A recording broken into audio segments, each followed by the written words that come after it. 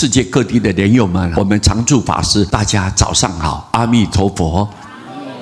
师父写这一章，德行善举是永不失败的投资啊！你有德行，你做人有品德，有好的行为，端正的行为；你有善举，能够乐于助人，能够尊重别人，体恤别人，以爱心对待大家。德行善举是永远不会失败的投资。你人格品性是最好的，让大家都很乐道去谈论你这个人很有人品，大家都会一直不断怀念了你呢，想起你过去种种点点滴滴，是给后人学习的好榜样，是永远不会失败的投资。布施结缘是永无匮乏的资产。佛陀一再的告诉我们众生，你种什么因得什么果啊！万法虽皆空，因果却不空。你做善一定有善报，做恶一定有恶报。不是不报，是时间未到。你喜欢去布施，在别人最需要的时候，走投无路的时候，在最困难最窘迫的时候，你愿意布施，跟他结个缘。你付出去的一点一滴，一丝一毫，是你种的善因，以后他会回来的。你所做的善一定会回到你身上来的。所以布施结缘是永无匮乏的，永不会欠缺的资产。